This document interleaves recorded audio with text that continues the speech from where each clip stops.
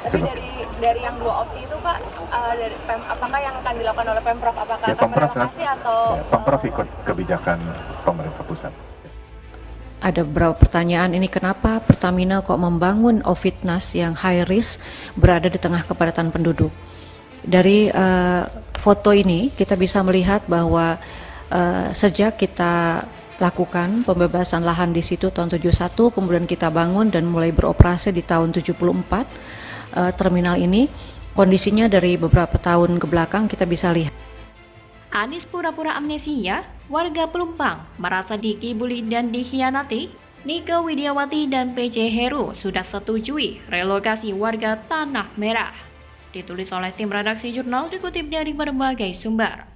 Konteksnya pada waktu itu adalah warga Tanah Merah, tinggal di Tanah Merah, tapi KTP-nya beralamat di Cipinang.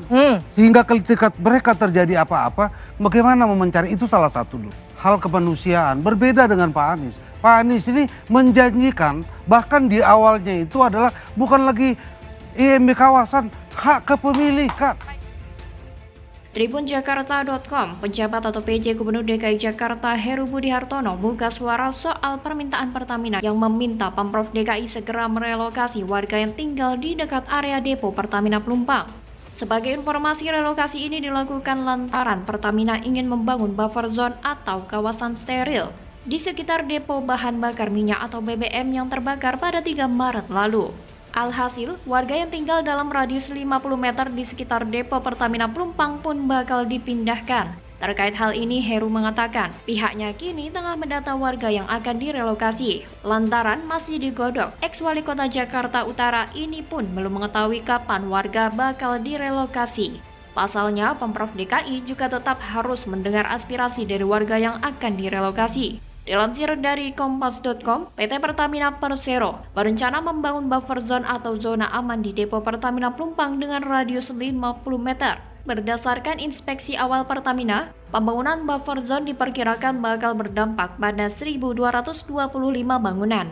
Direktur Utama Pertamina Nike Widiawati mengatakan, meski terjadi insiden kebakaran, namun depo Pelumpang akan tetap beroperasi. Sebab depo tersebut memiliki peranan penting, yakni menyimpan 15% stok bahan bakar minyak atau BBM nasional. Oleh sebab itu, pembangunan buffer zone merupakan hal mendesak untuk kebutuhan keamanan masyarakat dan operasional depo Pelumpang ke depannya. Operasi di Pelumpang akan terus berjalan sebab demikian strategisnya. Maka yang paling urgent saat ini adalah membangun buffer zone di sekitar tembok depo Pelumpang. Ini kami sedang menghitung, ungkap Nike dalam rapat dengar pendapat dengan Komisi 7 DPR RI Kamis 16 Maret 2023. Pada paparannya akan ada 1.225 bangunan terdampak pembuatan buffer zone di depo Pelumpang. Hal itu berdasarkan hitungan yang dilakukan oleh Suco Vindo. Secara rinci, 722 bangunan terdampak pembangunan buffer zone Terminal BBM Pelumpang dan 533 bangunan terdampak buffer zone El Nusa. Nike mengungkapkan, sebetulnya pembangunan buffer zone sudah pernah direncanakan pada 2009. Namun rencana tersebut tak kunjung dilakukan. Saat itu direncanakan membangun buffer zone 100 meter, namun mungkin dengan berbagai situasi, waktu itu tidak terjadi, ungkap dia. Sebelumnya, juru bicara Kementerian BUMN Arya Sinulinga mengatakan, pembangunan buffer zone di area depo Pelumpang bakal berdampak adanya warga yang harus direlokasi. Maka dalam hal ini perlu melibatkan pemerintah provinsi atau Pemprov DKI Jakarta.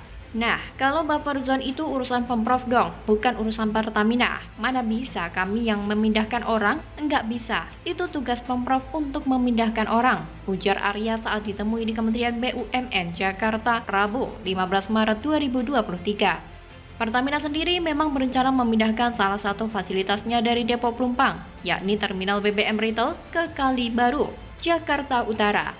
Lahan milik PT Pelabuhan Indonesia Persero atau Pelindo. Namun, pembangunan dan pemindahan ke Kali Baru membutuhkan waktu yang cukup lama, setidaknya mencapai 3-4 tahun. Oleh sebab itu, pembangunan buffer zone tetap diperlukan segera mungkin. Terlebih, fasilitas lain yang ada di area depo Pelumpang seperti terminal BBM untuk industri, LPG hingga pelumas tidak akan dipindah. Maka artinya, depo Pelumpang tidak akan ditutup, namun pengamanannya yang ditingkatkan. Bagaimana kalau menurut Anda?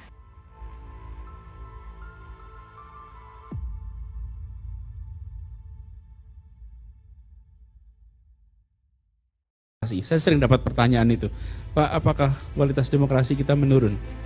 Saya rasa kualitas demokrasi kita itu tidak menurun.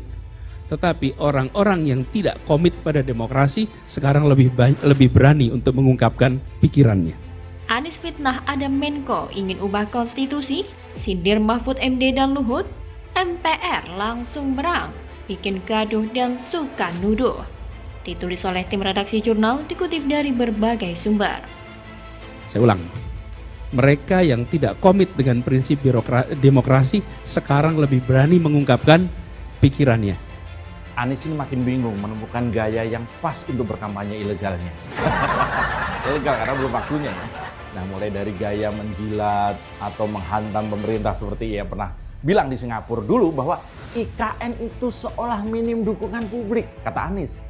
Untuk memenuhi hasrat berkuasa, nggak jarang dengan licik Anies juga melancarkan fitnah. Baru-baru ini kembali berbicara kepada media bahwa ada seorang menteri koordinator atau Menko ya, yang ingin merubah konstitusi. Bakal calon presiden atau capres Anies Baswedan mengungkapkan bahwa dirinya tidak pernah membayangkan seorang menteri koordinator atau Menko membicarakan ihwal gagasan mengubah konstitusi. Menurut Anies, orang-orang yang tidak komit pada demokrasi inilah yang mesti dilawan. Kok ada orang yang berada dalam posisi kunci, Menko, mengatakan mengubah konstitusi dengan jumlah orang seberapa banyak yang mau didukung? Kata Anies saat berpidato dalam acara silaturahmi dan dialog kebangsaan lintas tokoh Kahmi di kawasan Ancol, Jakarta Utara pada Kamis malam 16 Maret 2023. Anies menjelaskan yang dilawan bukanlah orangnya. Ia menyebut perlawanan mesti dilakukan terhadap wacana mengubah konstitusi itu demi menyelamatkan semangat reformasi. Sebelumnya Anies mengaku kerap mendapatkan banyak pertanyaan ihwal kualitas demokrasi Indonesia. Dia menyebut orang-orang yang tidak berkomitmen terhadap demokrasi lah yang saat ini lebih berani mengungkapkan pikirannya. Anies mengatakan tantangan dan dinamika untuk mengembalikan spirit serta nilai bangsa Indonesia begitu besar. Menurut Anies, hal itu tercermin dari perasaan banyak orang mengenai kualitas dan demokrasi. Entah siapa yang dimaksud oleh Anies, tapi pada saat ini dalam Kabinet Presiden Joko Widodo dan Wakil Presiden Ma'ruf Amin terdapat 4 Menko yang menjabat. Menteri Koordinator Bidang Politik, Hukum, dan Keamanan Mahfud MD, Menteri Koordinator Bidang Kemaritiman dan Investasi Luhut Binsar Panjaitan, Menteri Koordinator Bidang Perekonomian Erlangga Hartarto, dan Menteri Koordinator Bidang Pembangunan dan Kebudayaan Muhadjir Effendi. Saat ditemui usai acara, Anies enggan menjelaskan secara eksplisit siapa Menko yang dimaksud. Entah apa yang diungkapkan oleh Anies ini benar apa tidak, tapi tidak ada yang bisa membuktikan keterlibatan Menko dalam apa yang disebutnya sebagai operasi politik penundaan pemilu sehingga harus ada amandemen konstitusi. Anies sepertinya ingin mengambil poin politik kepada para jaringan rival dan kompetitornya untuk tetap berkonstitusi dan tidak memainkan konstitusi sesuai dengan selera kepentingannya. Melihat pernyataan Anies tersebut, Wakil Ketua MPR Jazilul Fawait berang. Jazilul menyebut Anies Baswedan cuma menuduh soal kabar seorang menteri koordinator atau Menko di pemerintahan yang bermanuver bakal mengubah konstitusi.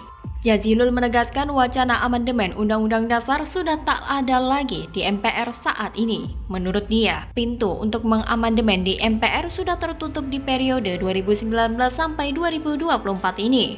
Wakil Ketua Umum PKB itu lebih tegas mempertanyakan soal cara Menko mengubah konstitusi seperti tuduhan Anies. Dia termasuk mempertanyakan sosok Menko yang dimaksud. Menurut Jazilul, perubahan konstitusi hanya bisa melalui MPR. Sayangnya, kini sudah tak ada pintu amandemen Undang-Undang Dasar 1945 lewat MPR. Jadi memang tidak berdasar sama sekali dengan apa yang diungkapkan oleh Anies tersebut. Anies seperti hanya memanfaatkan situasi atau mencari simpati dengan menggoreng isu yang sangat berhubungan dengan penundaan pemilu kemarin. Wasekjen PDI Perjuangan atau PDIP, Sada Restuati pun mengungkapkan hal yang sama. Dia menilai pernyataan Anies Baswedan sangat mengada-ada. Dia menilai seharusnya Anies sebagai mantan menteri paham bagaimana mekanisme dan siapa yang berhak untuk mengubah konstitusi. Maka dari itu, Sada Restuati pun meminta agar Anies Baswedan tidak membuat kegaduhan dan membuat masyarakat kebingungan dengan pernyataan tersebut. Tapi ya begitulah Anies, ia masuk dalam kaum sakit hati. Biasanya kalau sudah sampai puncak akan jadi orang yang tidak bisa tidak diperhitungkan. Dia ini harus dianggap ancaman jika bikin gaduh. Bagaimana kalau menurut Anda?